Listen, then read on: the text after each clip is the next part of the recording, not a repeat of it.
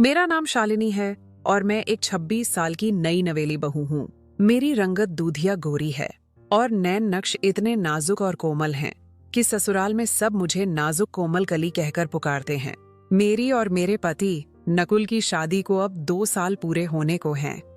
नकुल जी मुझसे उम्र में काफी बड़े हैं, पर उनकी शांत स्वभाव और ईमानदार शख्सियत ही मुझे भा गई थी। वे हलाल की कमाई पर विश्वास रखते थे और घर में सिद्धांतों के पालन के पक्के समर्थक थे। इस घर की एक और अहम शख्सियत मेरी देवरानी हैरती हिरती है। हैरती, जैसा कि नाम से जाहिर है, एक मिलनसार लेकिन थोड़ी अजीब शख्सियत की मालिक थी।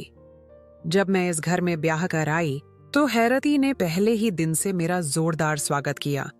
उसकी आदत थी कि वह सबके साथ बहुत घुल मिल जाती थी, लेकिन मेरे साथ उसकी नजदीकी बहुत जल्द गैर मामूली हो गई। वह अक्सर ही मेरे कमरे में पाई जाती, चाहे उसे कोई काम हो या ना हो। मैंने गिन रखा था, वह मेरे कमरे में दिन में 4 चक्कर जरूर लगाती थी। बस बैठकर घंटों फिजूल की बातें करती या मेरी चीजों को गौर से देखती रहती थी। कभी कभी उसकी ये जिज्ञासा भरी हरकतें मुझे हैरान करती थीं। सबसे ज्यादा चौंकाने वाली बात यह थी कि वह मेरी गैर मौजूदगी में भी कमरे में आती और कभी कभार चीजों को अपनी जगह से हटा देती थी। शादी के शुरुआती दिनों में हैरती ने मेरे साथ बहुत निभाया, मानो मैं उसकी सगी बहन हूँ। लेकिन शादी के 2 हफ्तों के बाद ही उसकी हरकतें मुझे अजीब लगने लगीं। रात में सोते वक्त मुझे अक्सर तेज एहसास होता कि जैसे कोई मेरे कमरे में आया हो। मेरे होश और हवास उस अनदेखी मौजूदगी को महसूस करते, लेकिन जब मेरी आंख खुलती तो कमरे में मेरे और नकुल जी के अलावा कोई नहीं होता। पहले तो मैं बहुत डर जाती और मन ही मन माँ दुर्गा का नाम लेकर सो जाती, क्योंकि मेरे लिए यह सब बिल्कुल नया अनुभव था। लेकिन धीरे धीरे ये महसूस होने वाली मौजूदगी मेरा शक यकीन में बदलने लगी। अब मैं किसी की अस्पष्ट मौजूदगी अपने कमरे में पूरी शिद्दत से महसूस करने लगी थी, पर चाहने के बावजूद मैं अपनी आंखें खोल नहीं पाती थी। मेरी बंद आंखें मानो किसी अलौकिक शक्ति के वश में थीं। बहुत कोशिश के बाद भी मेरी आंखें नहीं खुलती थीं, गोया किसी गलत बात का खुलासा होने से रोक रही हों। यह हालत मुझे सुबह तक बेहाल कर देती थी। शक की शुरुआत बल्ब का गायब होना और थकान मेरी हैरानी की इंतहा न रही जब रोज रात को मेरे कमरे का बिजली का दिया बल्ब गायब होने लगा। नकुल जी, जो हर बात में बहुत तार्किक थे, वह रोज शाम को एक नया बल्ब लाते और सावधानी से लगाते, लेकिन सुबह वह बल्ब गायब हो जाता। मैं और मेरे पति हैरान थे कि ये क्या माजरा है, आखिर क्यों ऐसा हो रहा है और बल्ब गायब कौन करता है। यह सिलसिला एक रहस्यमय डरावना सपना बन चुका था। नकुल जी उम्र में बड़े होने के बावजूद बहुत प्यार करने वाले और ईमानदार आदमी थे। मेहनत की कमाई खाते थे, लेकिन गलत बात या बेईमानी बिल्कुल बर्दाश्त नहीं करते थे। एक दिन मेरी देवरानी हैरती मेरे पास बैठी थी और गैर जरूरी तौर पर बात का रुख हमारे जोड़े की तरफ मोड़ दिया। वह कटु लहजे में कहने लगी, भाभी, आपका और भाई का कोई मेल नहीं। कहाँ आप नाजुक कोमल कली और कहाँ भाई साहब। आपको तो कोई बेहतर रिश्ता मिल सकता था। उसकी बात में एक छिपा हुआ ताना था और मुझे महसूस हुआ कि वह बात का कौन सा पहलू निकाल रही है। मुझे उसकी तुलना करने वाली बातें बिल्कुल पसंद नहीं आईं। मैंने तुरंत शालीनता और आत्मविश्वास से उसे जवाब दिया, मैं अपनी जिंदगी में बहुत खुश हूँ और मुझे शादी के लिए बेशक बहुत लड़के मिल सकते थे, लेकिन नकुल जैसा प्यार करने वाला, सीधा सादा और वफादार व्यक्ति शायद मैं खो देती। मेरी इस स्पष्ट बात पर वह अपने चेहरे पर एक बनावटी मुस्कुराहट सजाए जल्दी से बात का रुख बदल दिया। इस घटना ने मेरे दिल में और शंकाएं पैदा कर दी थीं। मेरी शादी को पूरा 1 साल हो गया था। हमें अभी तक कोई खुशखबरी संतान नहीं मिली थी और यह बल्बों का सिलसिला भी तभी शुरू हुआ जब मैं गर्भवती हुई। मुझे अंदर से गहरा सदमा और अफसोस होता कि रोज ये सब क्या हो रहा है। रात में बल्ब का गायब होना मेरे लिए चिंता और परेशानी का कारण था। जब मैं नकुल जी से बात करती तो वह भी गंभीरता से इस समस्या पर सोचने लगते। एक बार उन्होंने मुझसे कहा कि हो सकता है कि बच्चे यह काम करते हों।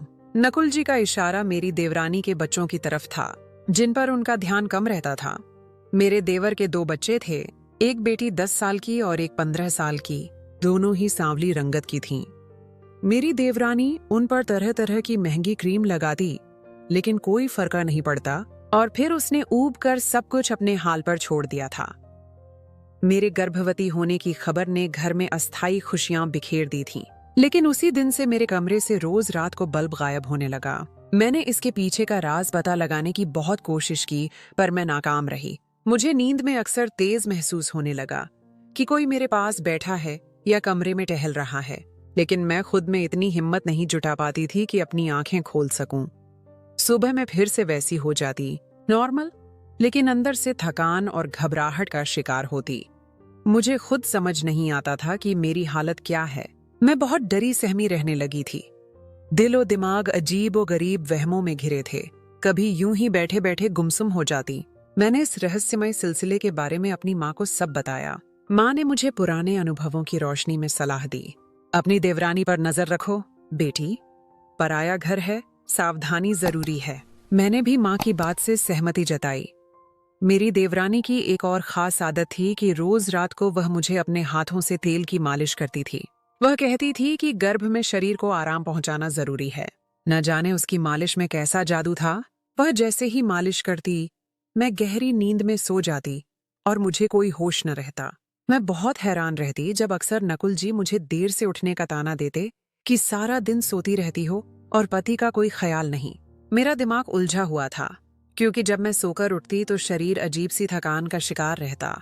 मुझे ऐसा लगता जैसे पता नहीं कितने मीलों दूर का सफर तय करके आई हूँ या सारी ऊर्जा निचोड़ ली गई हो।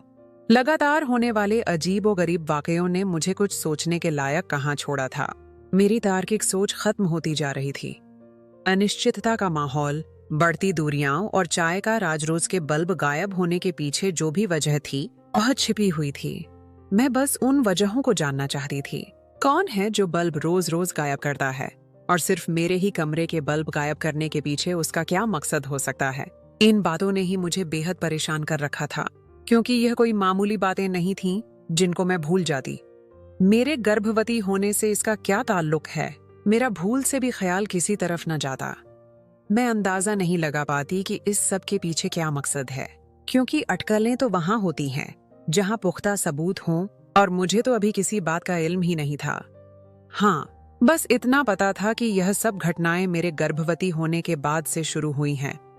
मैंने बहुत कोशिश की कि सच जान सकूं, इसकी हकीकत का पता लगा सकूं, लेकिन यह नामुमकिन ही रहा। गोया कोई गहरी साजिश पर्दे के पीछे चल रही थी। दिन ब दिन मेरी शारीरिक और मानसिक हालत खराब होती जा रही थी। अक्सर जब नकुल जी घर आते तो मैं सोचों में गुम पाई जाती, जैसे किसी गहरे ख्याल में डूबी हूँ। वह मुझे देखकर झुंझलाहट का शिकार हो जाते और गुस्से से डांटने लगते।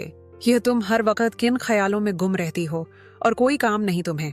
मैं उनकी बातों पर चौंक जाती और वह नाराज होकर कमरे से चले जाते। हम दोनों के बीच दूरियां बढ़ने लगी थीं। मैं जानने से कासिर थी कि मेरी क्या गलती है। मेरी देवरानी मेरे पास आती और झूठी हमदर्दी से बोलती, भाई की बातों पर दिल छोटा न किया करो, वह बस ऐसे ही बोल देते हैं। मैं उसकी बातों पर भी ध्यान न देती। मेरी सारी इंद्रियां दिन में उस गायब होने वाले बल्ब पर टिकी रह जाती जो रोज मेरे कमरे से गायब होता। उसकी गुमशुदगी मेरे अमन और सुकून को भी गायब कर रही थी। चाय का राज। अब तो मैंने पक्का इरादा कर लिया था कि इस बल्ब का राज पता लगाकर ही रहूंगी। यह मेरे गर्भ के 6ठे महीने की बात है।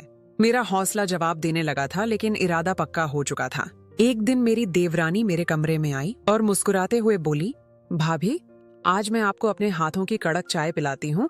बहुत बारिश का मौसम हो रहा है और चाय के साथ पकौड़े तो बनते हैं। यह उसका आखिरी दांव था जिसे मैं तब तक नहीं समझ सकी थी। मैंने उसकी बात पर यूं ही सिर हिला दिया और वह खुशी खुशी पकौड़े बनाने चली गई। कुछ देर बाद वह वापस आई तो उसके हाथों में पकौड़ों की प्लेट और एक कप चाय थी, जिसे उसने खास मोहब्बत से बनाया था। उसने दोनों चीजें मेरे सामने टेबल पर रखीं और बोली, भाभी, मजे से खाइए। मैंने उसे भी खाने की औपचारिक दावत दी, लेकिन उसने इनकार में सिर हिला दिया, जैसे मैंने कोई गलत बात कर दी हो। ये उसकी आदत थी कि जब भी वह मेरे लिए चाय और पकौड़े बनाती तो हमेशा अपने हाथ से बनाती और सिर्फ मेरे लिए ही बनाती। जब मैं उससे खाने का पूछती तो हमेशा ही इनकार में सिर हिला देती, कहती, मैंने अभी खाए हैं, आप खाइए। मुझे हैरानी होती कि वह ऐसा क्यों करती है। क्या वह जानबूझकर मेरे करीब आने का बहाना तलाश करती थी? नकुल का गुस्सा, बढ़ती कमजोरी और खरीदारी की रात में बहुत परेशान थी। मैंने नकुल जी को एहतियातन सब बातों से आगाह किया था, कि बाद में कोई परेशानी का सामना न करना पड़े। मैंने उनसे देवरानी की अजीब हरकतों और बल्ब की गुमशुदगी के बारे में खुलकर बात की, लेकिन नकुल जी मुझ पर ही बरस पड़े। उनकी आंखों में नाराजगी थी। तुम उस पर इल्जाम लगा रही हो? हम इतने सालों से इस घर में एक साथ रहते हैं। वह मेरे भाई की पत्नी है और बहुत अच्छी है। आज तक कभी उसने हमारे साथ कुछ गलत बात नहीं की। मेरे पति का यह पूर्ण इनकार मेरे लिए किसी सदमे से कम न था।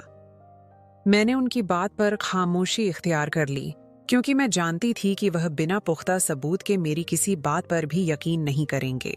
इसलिए मैं पक्का इरादा कर चुकी थी कि मैं उसके खिलाफ कोई न कोई सबूत हासिल कर लूंगी और बल्ब गायब होने के राज को भी किसी भी सूरत में जानकर ही रहूंगी। लेकिन मेरी हालत ने यह भी कहाँ गवारा किया। मैं दिन ब दिन कमजोर होती जा रही थी। मुझे ऐसा महसूस होने लगा था कि मेरे शरीर की सारी ऊर्जा निचड़ती जा रही है। मेरा रंग सर्द रहने लगा था। मैं अपनी हालत को लेकर बहुत डरी हुई थी कि न जाने बच्चे की पैदाइश से पहले मुझे कुछ न हो जाए। मेरी पहली औलाद और मेरी बिगड़ी हुई हालत मुझे और डरा देती थी। मुझे भी जीना था, अपने बच्चे के लिए, अपने पति के लिए। मेरे पति ऑफिस से घर आए तो उन्होंने मुझे प्यार से खाना लगाने को बोला। मैंने उनके लिए खाना लगाया तो उन्होंने कहा कि आज हम बच्चे की शॉपिंग करने के लिए बाजार चलते हैं, तुम जल्दी से तैयार हो जाओ। उनकी बात सुनकर मुझे बहुत खुशी हुई कि उन्हें भी अपने बच्चे की उतनी ही फिक्र है जितनी मुझे है। मैं जल्दी से तैयार हुई और शॉल लेकर नकुल जी के साथ शॉपिंग करने चली गई। हमने अपने बच्चे के लिए बहुत सारी शॉपिंग की। यह दिन मेरी लंबी परेशानियों के बाद एक खुशनुमा ब्रेक था। रात तक आए, हमें काफी टाइम हो गया था। हम घर में दाखिल हुए तो मेरी देवरानी दरवाजे पर निगाहें जमाए बैठी थीं। मैं उसे देखकर चौंक गई कि रात के इस वक्त तक जाग रही है।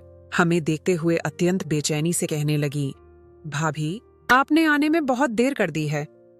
दोनों बच्चे काफी देर से आपका इंतजार कर रहे थे। उसका लहजा सामान्य नहीं था, जैसे वह किसी बात की बेचैनी में थी। उनकी बात सुनकर मैं भी मुस्कुराई और थकान का बहाना करके अपने कमरे में चली आई। मैं कमरे में दाखिल हुई तो देखा कमरा पूरा अंधेरे में डूबा हुआ था।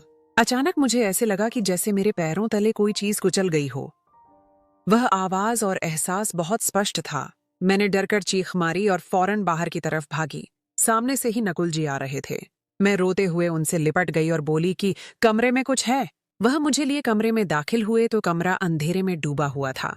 मोबाइल की टॉर्च जलाकर देखा तो कमरे में कोई भी ऐसी चीज न थी। नकुल जी ने मुझे बाहर सोफे पर बिठाया और खुद नया बल्ब लाकर कमरे में लगाया।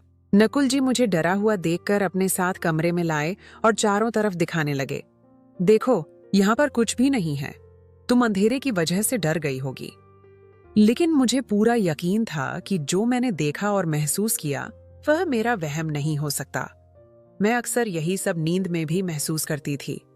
कमरे में किसी की मौजूदगी, यह मेरा वहम नहीं हो सकता।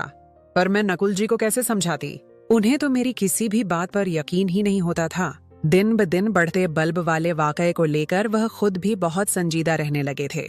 उन्होंने अपने एक जानकार मित्र से भी इस बात का जिक्र किया तो उन्होंने कहा वह खुद भी बहुत परेशान थे। मैं बहुत डरी सहमी सी रहने लगी थी। समझ नहीं आता था कि यह सब मेरे साथ क्या हो रहा है। एक रात मैं बिना किसी वक्त तय किए भोर की पूजा के लिए उठी। यह मेरे दृढ़ संकल्प की निशानी थी। मैंने अपनी देवरानी को रसोई की तरफ जाते देखा। उसके हाथ में एक अजीब सी चीज थी। वह छुप छुप कर जा रही थी, जैसे कोई अपराधी हो। मैं हैरान हुई कि रात के इस वक्त वह हाथ में क्या चीज लेकर जा रही है। मैं भी चुपके से उसके पीछे रसोई में आई। जो मैंने देखा उसे देखकर मेरे पैरों तले से जमीन सरक गई। मुझे ऐसे लगा कि आसमान की छत मेरे सिर पर आन गिरी हो। मैंने देखा कि मेरी देवरानी के हाथ में एक बड़ा सा टोकरी डब्बा है, जिसके अंदर तरह तरह के बल्ब रखे हुए हैं। कई दर्जन बल्ब उस टोकरी में मौजूद थे जो पिछले कई महीनों में गायब हुए थे। मुझे यह तो समझ नहीं आया था कि यह बल्ब किस मकसद के लिए इस टोकरी में रखे गए हैं, लेकिन इतना मैं समझ गई थी कि यह सारे बल्ब वही हैं जो धीरे धीरे मेरे कमरे से गायब होते गए थे। मेरी हैरानी की इंतहा न रही जब मैंने देखा कि मेरी देवरानी ने एक कैबिनेट खोलकर उसमें से इसी तरह के बल्ब का एक और टोकरी निकाला और उसके अंदर से इसी तरह के और कुछ बल्ब निकाले। वह बहुत सावधानी से यह सब कर रही थी। मैं सामने खड़ी परेशानी के आलम में सारा मंजर देख रही थी, लेकिन मैं नहीं चाहती थी कि अभी उसे पता चले कि मैं उसके बारे में इतना सब कुछ जान चुकी हूँ। मैं पूरी हकीकत का पता लगाना किसी भी सूरत में चाहती थी, क्योंकि मुझे पता था बिना सबूत के कोई भी मेरी बात का यकीन नहीं करेगा। मेरी देवरानी ने इन बल्बों को अपने हाथों में लिया और अपने कमरे की तरफ बढ़ गई। मैं भी उसके पीछे पीछे कदम बढ़ाए, पर अचानक ही न जाने क्या हुआ, वह अपने कमरे में जाने के बजाय हमारे घर के पीछे बने सुनसान खेत की तरफ निकल गई। वह जगह भयानक थी और कोई वहां आमतौर पर नहीं जाता था। पहले तो मुझे वहां जाते हुए बहुत ही डर महसूस हुआ, क्योंकि रात का वक्त, तन्हाई, गहरा अंधेरा, ये सब मिलकर माहौल को डरावना बना रहे थे। पर मैं भी सोच चुकी थी कि किसी न किसी तरह तो इस राज का पर्दाफाश करना ही होगा, तो आज ही क्यों नहीं। यह मेरी माँ बनने की जाज़्बे का मामला था। मैं अपने बच्चे की हिफाजत के लिए हर खतरा मोल ले सकती थी। मैं भी उसके पीछे सुनसान खेत की तरफ कदम बढ़ाने लगी। मैं खेत में पहुंची तो देखा मेरी देवरानी एक बड़े घने पेड़ के पीछे छिपी हुई थी। मुझे अचंभा हुआ कि वह यह कैसी हरकतें कर रही है। कहीं वह पागल तो नहीं हो गई। उसकी हरकतों ने मेरे पैरों तले की जमीन हिला दी थी। कुछ देर बाद मुझे महसूस हुआ कि मेरी देवरानी ने कोई गड्ढा खोदा है और वह दोनों बल्ब की टोकरियां उसमें दबा दिए हैं। देखकर और हैरान हुई, वह यह क्या पागलपन कर रही है। यह काम किसी आम तार्किक अमल से बहुत दूर था। मेरी देवरानी खेत में आगे की तरफ बढ़ने लगी। मैंने डरते डरते उसके पीछे कदम बढ़ाए तो उसने अपने कदम एक भयानक गुफा के करीब जाकर रोक दिए। मैं हैरानी से उसे वहां खड़े देखने लगी कि अब देखो आगे क्या करने वाली है और उसका यहां आने का मकसद क्या है। मेरी देवरानी ने गुफा की तरफ अपने कदम बढ़ाए और अंदरूनी हिस्से की तरफ बढ़ गई। मेरे कदमों में साफ कंपी थी, लेकिन यहां तक आने के बाद पीछे हटने का कोई रास्ता नहीं बचता था। या तो आर या फिर पार। मैंने भी सोच लिया था कि अब यहां तक आ गई हूं तो आगे भी चल ही जाती हूं। मैंने खुद पर पूरा भरोसा किया, दिल ही दिल में दुर्गा चालीसा का पाठ किया और अंदर की तरफ बढ़ गई।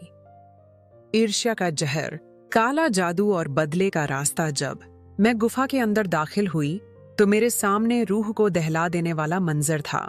एक तांत्रिक जो कि घिनौनी शक्ल और गंदी हालत में था।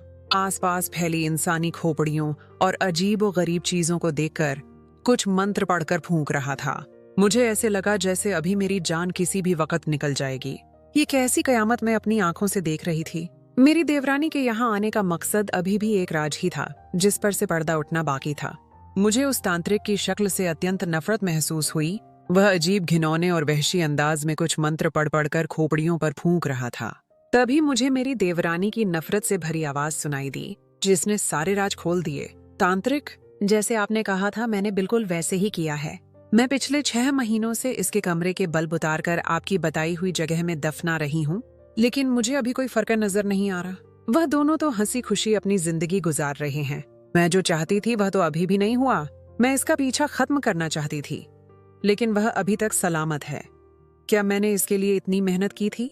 मैं अपनी देवरानी की जुबानी ये खौफनाक हकीकत जानकर मरने वाली हो गई थी। ईर्ष्या की आग इस औरत को यहाँ तक ले आई थी। मेरी आंखों से झरझर आंसू बह रहे थे, जिसे मैंने अपना समझा। इतनी मोहब्बत की, वह अपने दिल में मेरे लिए इस कदर नफरत कैसे पाल सकती है? उसी घिनौने तांत्रिक की आवाज मुझे अपने कानों में सुनाई दी, जो मेरी देवरानी को शांत लहजे में कह रहा था, सब्र से काम लो, कोई काम इतनी आसानी से नहीं हो सकता, और फिर तुम्हारा तो काम बहुत बड़ा है। यह काम औरत के गर्भ को खत्म करने का है, वक्त लगता है। नफरत का इकरार। मेरी देवरानी ने उनकी बात पर घमंड से सिर झटक कर अपने अंदर की भड़ास निकाली। थर्स्ट, मैं ज्यादा दिन इस औरत को अपने घर में बर्दाश्त नहीं कर सकती। इसके आते ही मुझसे मेरा सब कुछ छिन गया। इस औरत ने मुझे कहीं का नहीं छोड़ा है। मेरा अपना पति मुझसे बागी हो गया है। वह बात बात पर मुझे ताने देता है और कहता है, देखो शालिनी से कुछ सीखो, किस तरह से अपनी जिंदगी बसर की जाती है, किस तरह पति और घर को संभाला जाता है। दिन रात अपने पति के ताने सुन सुनकर मेरा तो दिल कट जाता है। यहाँ तक कि मेरे अपने बच्चे भी इसी औरत के मुरीद होने लगे हैं। मैं भी तो मेहनत करती थी, मैं भी अपने घर के काम करती थी, तब किसी को दिखाई नहीं देता था। और इस 4 दिन की आई की मेहनत सबको दिखाई देने लगी है। सबने इसे सर पर बिठा रखा है। मेरी देवरानी के लहजे में नफरत ही नफरत समाई हुई थी और उसके चेहरे पर ईर्ष्या साफ जाहिर थी। ये थी बल्ब गायब होने की कहानी। मेरे गर्भ को नुकसान पहुंचाना, मेरी ताकत, बिजली का दिया जो जीवन और रोशनी की निशानी है, को खत्म करना, ताकि मेरा हौसला टूट जाए और काले जादू के लिए इस्तेमाल हो। वह रात को मालिश के बहाने मुझे बेहोश कर देती थी ताकि यह काम आसानी से कर सके, और इसी वजह से मेरा शरीर सुबह थकान का शिकार रहता था, जैसे कोई दुश्मन मेरी ऊर्जा चूस रहा हो। मेरे लिए तो डूब मरने का मुकाम था कि मेरी वजह से इस औरत को बिला वजह इतनी तकलीफ मिली। मेरा भी कोई कसूर नहीं था। मैंने कभी नहीं चाहा था कि उसे मेरी वजह से कोई तकलीफ पहुंचे, लेकिन अपने बदले में चलते हुए उसने गलत रास्ता इख्तियार कर लिया था, जिस राह में सिर्फ नुकसान ही नुकसान था। वह तांत्रिक से मिलकर गुफा से बाहर आई तो मैं भी मजबूत इरादे से उसके पीछे बाहर आ गई और उसका हाथ थाम लिया। जैसे ही उसने पीछे मुड़कर देखा तो उसे लगा कि वह पत्थर की हो गई है। उसकी सांसें रुकने लगी थीं। मैंने बिना कुछ सोचे समझे उसके मुंह पर एक थप्पड़ जड़ दिया, क्योंकि जो कुछ वह कर चुकी थी और जो करने वाली थी उसमें किसी का भी नुकसान नहीं होने वाला था सिवाय मेरे और एक नन्ही सी जान के। उसका तो कोई कसूर भी नहीं था, जो अभी इस दुनिया में आने से पहले ही उसे खत्म करने की साजिश हो रही थी। उसकी हैरानी तो खत्म होने का नाम ही नहीं ले रही थी। उसे भी यकीन नहीं आ रहा था कि मैं यहां तक पहुंच चुकी हूं और उसके राज का पर्दाफाश हो चुका है। मैंने उसे दोनों बाजुओं से पकड़कर झिंझोड़ दिया और गुस्से से बोली, अब कहां तक मुझसे छुपाओगी? मुझे सारे राज का पता चल चुका है। तुम इतनी गिरी हुई हरकत कर सकती हो, मैं ये सोच भी नहीं सकती थी। तुम्हें एक बार भी मुझ पर दया नहीं आई ये सब कुछ करते हुए? तुम्हारी रूह नहीं कांपी कि तुम किस रास्ते पर चल पड़ी हो? अरे, तुम भी तो एक माँ हो। माँ होने का ही लिहाज कर लेती। एक माँ होकर तुमने दूसरी माँ की गोद उजाड़ने की कोशिश की। इसके लिए तो परमात्मा भी तुम्हें कभी माफ नहीं करेंगे। अगर आज मैं तुम्हें न देखती तो कल तुम मेरी औलाद को भी खत्म कर चुकी होती। अगर भाई साहब तुम्हें ताने देते हैं या तुम्हारी अहमियत कम हुई है तो इसमें मेरा क्या कसूर? इसमें कसूर उनकी सोच का या तुम्हारा अपना है। अगर उनको मेरी कोई आदत अच्छी लगी, मैं इस बात का इकरार करती हूँ कि उन्हें मेरा तुलना कभी भी तुमसे नहीं करना चाहिए था, क्योंकि हर इंसान की अपनी खूबियां होती हैं, अपनी खामियां होती हैं। तुम्हें भी होंगी, लेकिन तुम्हें इसे मेरे बच्चे के लिए बदले का जरिया नहीं बनाना चाहिए था। अपने दिल में इतना बैगज नहीं रखना चाहिए था।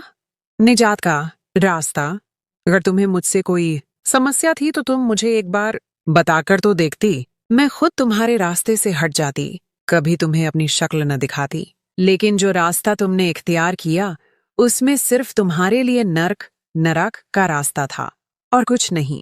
क्या तुम्हें मालूम नहीं था कि ऐसे तांत्रिक और जाली बाबा किस तरह के होते हैं और किस तरह से औरतों का इस्तेमाल किया जाता है?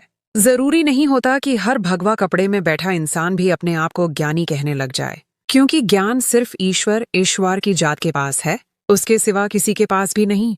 मेरी बात सुनकर मेरी देवरानी को अपनी गलतियों का एहसास हो चुका था और वह मेरे आगे हाथ जोड़कर माफिया मांगने लगी। उसकी आंखों से आंसू बह रहे थे। हाँ, तुम्हें ईश्वर का वास्ता है, मुझे माफ कर दो। देखो, मेरे बंधे हाथों को देखो। मैं तुमसे ईर्ष्या जलन करने लगी थी। इस ईर्ष्या में मैं इतनी आगे बढ़ चुकी थी कि मुझे और कोई रास्ता दिखाई नहीं दे रहा था। तुम्हारी आदतों ने शायद घर वालों को तुम्हारी तरफ खींचा है। तुम्हारे साथ तो भगवान है ना, और तुम्हारी अच्छाई भी तुम्हारी सबसे बड़ी ताकत बन गई है, जिसकी वजह से 1000 कोशिशों के बावजूद भी मैं तुम्हें कभी नुकसान नहीं पहुंचा पाई। ये तुम्हारी अच्छाई ही थी और तुम्हारी नेक सीरत ही थी जो तुम्हारे काम आई। तुम्हारा पूरा विश्वास तुम्हें इस बात पर कायम रखे हुए था कि ईश्वर तुम्हारे साथ है और तुम मेरा पीछा करती हुई यहाँ तक आ पहुंची। मैंने उसके जुड़े हुए हाथ खोले और नर्म मगर मजबूत लहजे में बोली, ईश्वर तो सबके साथ है, लेकिन गलत और सही रास्ते हमारे अपने वश में होते हैं। ईश्वर ने हमें दोनों रास्ते दिखाए हैं कि यह गलत रास्ता है, तुम इस पर चलोगी तो नर्क की आग तुम्हारे इंतजार में है, और यह सही रास्ता है। अगर तुम इसकी डोर थामे रखोगी तो मेरे और तुम्हारे बीच कोई दूरी बीच में नहीं आएगी। तुम मुझे पा लोगी, और जिसने मुझे पा लिया तो समझो उसने सारी दुनिया को पा लिया, क्योंकि जब रब परमात्मा तुम्हारा है तब सब तुम्हारा है। तुम रब को राजी करो। उसकी मर्जी के खिलाफ जाने में सिर्फ और सिर्फ रुसवाई है, नुकसान है, उसके सिवा कुछ हाथ नहीं आता। यह कहकर मैंने उसे सीधा रास्ता दिखाया और उसे अपने साथ घर ले आई। वादा लिया कि वह तांत्रिक के पास जाने का सिलसिला फौरन खत्म करेगी और अपने बच्चों और पति पर ध्यान देगी। मेरे ईमान और सही रास्ते पर डटे रहने ने मुझे और मेरे आने वाले बच्चे को हर खतरे से सुरक्षित रखा। जबकि मेरी देवरानी को उसकी ईर्ष्या ने तबाही के मुहाने पर ला खड़ा किया था।